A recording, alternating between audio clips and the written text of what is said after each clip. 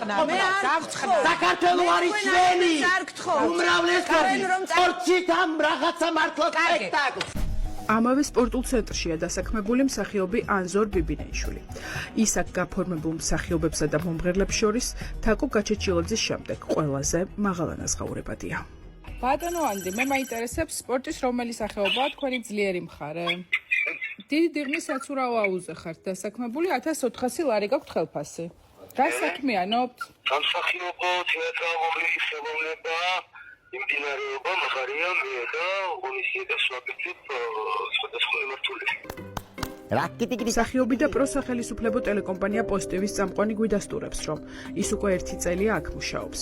ჯერ არც ერთი ღონისძიება არ ჩაუტარებია და 1 წელი ხელფასს ფიქრში უხდიდნენ, როგორი უნდა იყოს 1 ივნის დაგეგმილი ბავშვთა საერთაშორისო დღე. პირველი ივნისისთვის ვეზადებით, რომ გქონდეს სხვადასხვა საბავშვო სპორტული და გასართობი ღონისძიებები. ძალიან კარგად ახსენეთ ბატონო ანრი და მეც გამოვიტანე შესაბამისი დასკვნა, რომ აქამდე თუ ღონისძიება ჯერ არ ჩანიშნულა შესაბამისი სივრცეები არ არის გამოყოფილი თქვენი წრისთვის და თქვენი მიმართულებისთვის, შესაბამისად ხელფასი გერიცხებათ იმაში, რომ არაფერში გერიცხებათ, ხო? არა, ხელფასი ირიცხება იდეებში, რეგიონებში და მას რაღაც მასშტაბურ სხვადასხვა ღონისძიებებში რა არის გაუგებარი.